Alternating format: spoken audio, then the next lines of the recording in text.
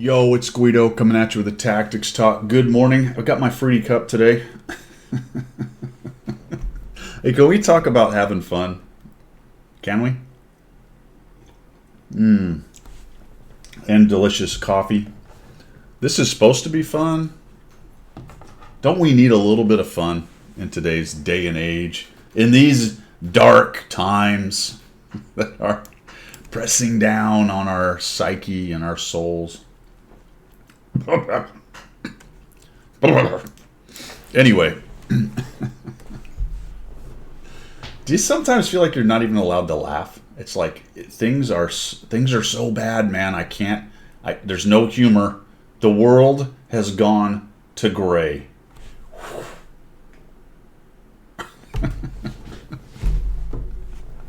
Oh, there's a time and place for everything, isn't there? Well, this is the time and place for fun. Bretagne, the Bretagne Panther, right? The Bretagne Panther. This is a Tier 6 premium French German Panther tank. French German Panther tank. French German Panther tank. I decided to have a little bit of fun. 100 battle challenge. Oh, by the way, you can see down in my garage over there. Those are the last of the Tier 6s. I'm currently playing the Tier 6s because of Battle Pass, and I can get more points more fasterly. I want to get morest points, so more faster Leo. All right? I don't know why I said it that way, but I did. Bretagne Panther. So I decided that let's have a little fun. Why not? You know, I have 90-something thousand battles. I'm closing in on 100. I've kind of done everything in this game. Let's just goof around a little bit. One thing that I know a lot of people have done and have enjoyed lately, and I just haven't done a whole bunch of it, is trying different builds in terms of both field mods and running different kinds of equipment. Now, this is not the most amazing build. It's not a build you've never heard of, but I decided to go for a ram build in the Panther. And so we're going to talk about my build, and then I'm I'm built. No, I am not built. Well, Pillsbury Doughboy is built into some round shapes, so it's a similar situation, I think. I think it's a similar situation. The Bretagne Panther is actually kind of a big doughboy too for medium tanks. It seems more like a heavy tank, does it not? And that is exactly why, as a ramming build, it's awesome. So here's what I done diddly did. We put a turbo into the mobility slot for the extra shlammadama-ding-dang right there, all right? So we're getting more engine power, plus 5 kilometers forward and plus 3 back. That's good for a ram build. You want to go fast. It's already a decently fast medium tank, and it's nice and heavy. Look at this thing. We are sitting at, where is it? Where's the weight for this bad boy? 46 tons. Beautiful. We are running then the medium spall liner, which is going to reduce the damage from ramming. Does it reduce my damage? I think so. I don't really know how it works. Somebody on stream said it works. I don't know. And we have improved hardening, which has some extra hit points, gives me some suspension durability, which is good in ramming because oftentimes you hit your track into things. And minus 50% to hull damage caused by suspension damage during impact, which is really good for dive bombing people if you land on them with your tracks. Works like a champ. We have gone ahead and dropped a fuel filter replacement, which will help out for some extra bonus on the turbocharger. And then, as a matter of fact, we are running 105 octane gasoline. You know what I really should do? I don't think you can give up. I really don't think you can give up the large repair kit or the large first aid when you're ramming people. But if you're really crazy, maybe you throw food on there and give up one of those. Food won't necessarily help with the speed or anything, but I don't know. Something to think about. So where does that leave us? We have 2,057 average DPM. That's going to be a little lower than just a combat build. Oh, by the way, with field mods, you could go ahead and put a combat modification on there and have a combat build for if you didn't want to do the Ramalama Ding Dang. That's actually pretty cool because you can set up these goofy ones for fun. Maybe you get the right map. You're thinking, ooh, Himmelsdorf. I'd love to go up the hill and down the hill and ram somebody. But if you get something where you know you're probably not going to get a ram, you can swap over to the combat build. What we're really looking at here is what the mobility is going to do. 46, let's see, where is it? 19.63 on the specific power. Not super high, but pretty good for this tank. Normally a Panther's really sluggish, has an okay top end, but has a hard time getting there. This really helps out at 19.63. 60 kilometers an hour forward, 23 backwards. This is pretty zippy. It still does kind of chug a lug and take a little bit of getting up to speed, but pretty zippy. Traverse speed's nice at 32. I like that because you need to turn. If you're going to have a ram build, you need to be able to turn. That's not great, 32, but it's okay. It's better than it was. Because you need to turn to make the hit. People don't really like to get rammed. They kind of trying to get out of the way, you know what I mean? Not all of the ramming things I would like, but I do have the critical ones. On the driver, we have controlled impact right there. And we have repair, not at 100%. That's pretty good for a ramming tank because you're often going to detract yourself and goofy stuff like that. And we got brothers in arms. So that's my build on the Ramalama Ding Dang. Let's go ahead and take a look at a few of my efforts. First, I'm going to show you a Minsk battle right here. Spawned into the north. I've got my 60 kilometer an hour Panther ready to roll. And I'm thinking maybe I can get over here onto the east side over here and maybe catch a guy coming through here thinking he's fast too. And if I could get there without being spotted, I might be able to just ram him right in the face. The thing about the ram build is you got to take your chances when you can, if that's what you're doing. And that's the fun of it, right? If you're going to get too worked up about wins and losses when you're running a ram build, you may lose some opportunities. And that's something I've got to work on a little bit. Also, too, and in addition to, though, you don't want to just straight down the middle, hey diddle diddle right up the middle, and die before you even get a chance to ram. So there's definitely, what's the word I'm looking for? A balance right there. All right, so you have to be very careful. So I'm thinking this is looking good. Nobody sees me. Here we go. Right around the corner. Time to ram. Oh, here comes the car. Oh, well, that's not really the guy I wanted to see. It isn't really the guy I wanted to see, and I wasn't sure he was going to come through. I was up to speed though, right? I had the full head of steam. And I think I just gave up a little too early on this.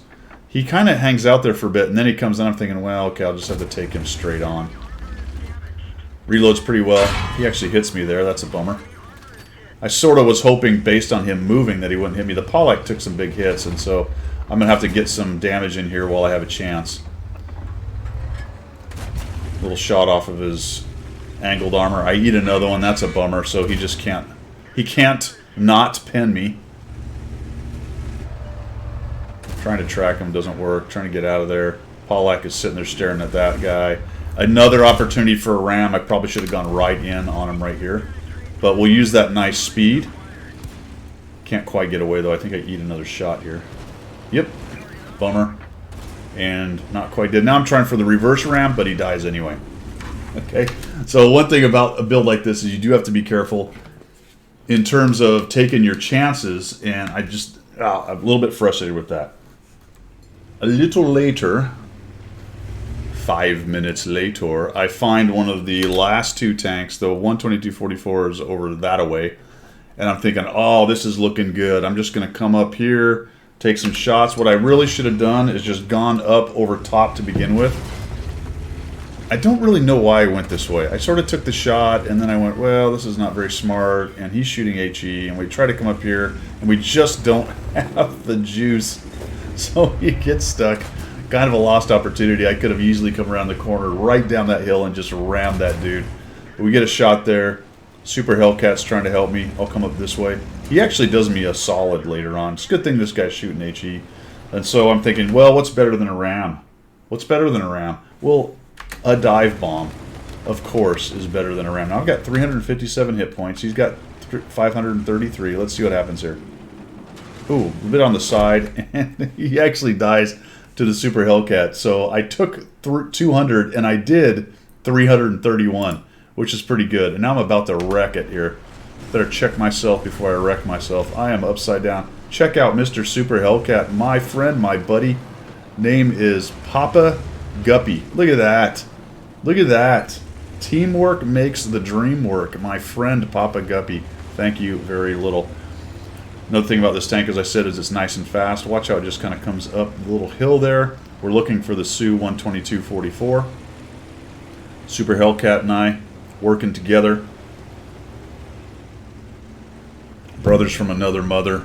and we're going to chase down the 122.44. I actually get the kill on him, but I do like the speed of this thing. What are we doing? 54, 55, 56, 57. So it does 59. Are we going to hit 60 maybe? Not quite. We're doing a few turns right there, so it does take a while to get going. All right, let's get another game.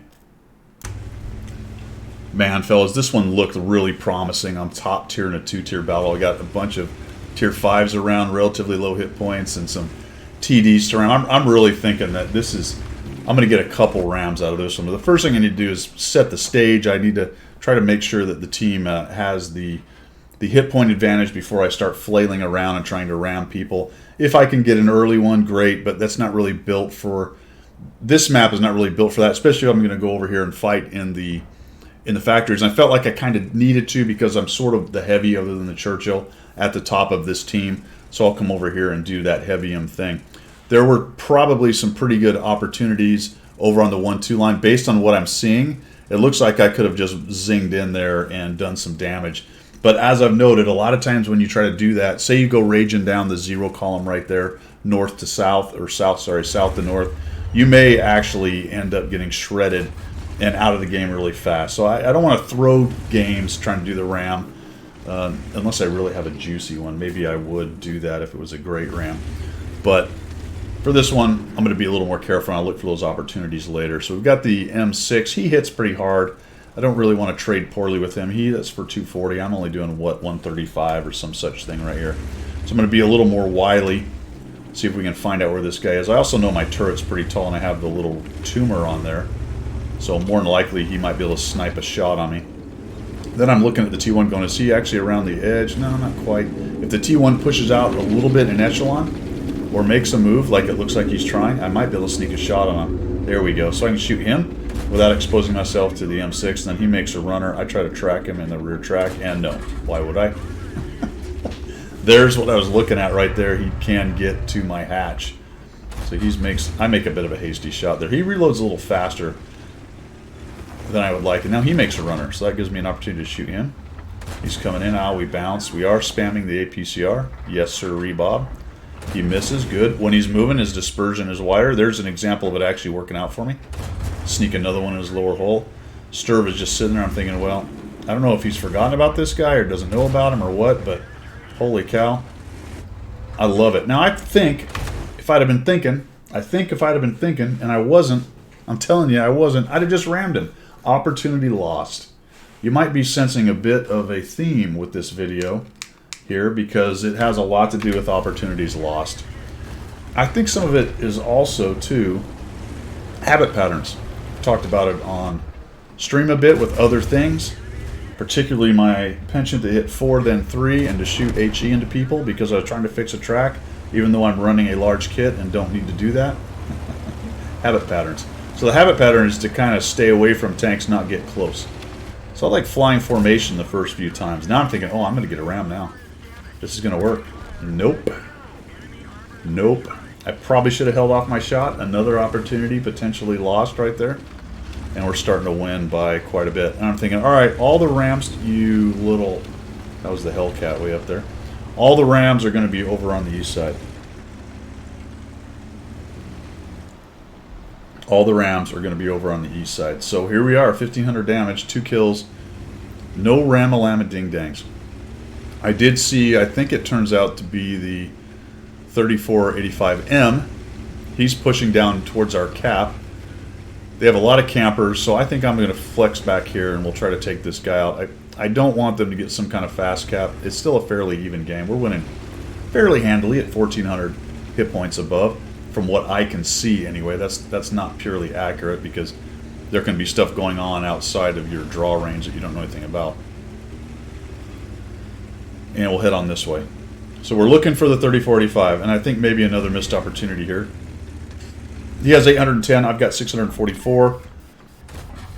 I miss him. What I really was trying to do here was soften him up a little bit and then push in for the ram because it feels like most of their tanks are up in the north right there. So we put one on him. He misses. And now he's coming. And I'm thinking, all right, this is it. Now we can get the ram. We got him. We got no... Oh. He did. We got 25 off of him. We nicked him. He nicked him. And he's moving a lot better than I thought. I had to fix my ammo rack. That worried me a little bit. I thought he might actually get a shot off on me. We're at 2,085 at this point. And now I'm down to only 67 hit points. I'm hoping that I can get a ram on somebody now. I'm probably going to die, but maybe I'll do enough damage to harm or kill them. But the bad guys start dying pretty fast. Come around here. It was about here that I noticed there's a Panzer 5.4, and those are actually pretty nasty. And I'm down to 67 whole hit points, and then I realized he's at full hit points. So we'll shoot in here, and I think we just bounce. Yeah, there we go. So we got that going for us. We'll shoot him again. There we go. Oh, that's a track only. Okay, that's okay. I'm looking for a little help. What I want to do is whittle this guy down enough that I can charge in there and get a shot. Here we go. Let's move forward, see if we can figure this out. And now he's got no hit points. So let's just take the kill, get rid of that dude. And that's it. 2,297. There might be a little bit more. Might have been a blind shot. I don't remember. 594 assist for 4 kills and just one little nick. And I know I was talking about ram kills, but I enjoyed both those games. Because there was kind of this extra tactical idea that I was trying to get to while at the same time win the game. So not be total pants on head stupid, but at the same time have some fun and look for those opportunities. The game before where I was able to dive off, I really made a mistake in my approach. So it lets you kind of think about the game in different aspects on, all right, where would I go to get a ram? Where would I go to set myself up for ram but also do well enough to win the game? All that good kind of stuff. And we're trying to have a little bit of fun here, right? In these dark, dark times. And oh, man. You know, it's...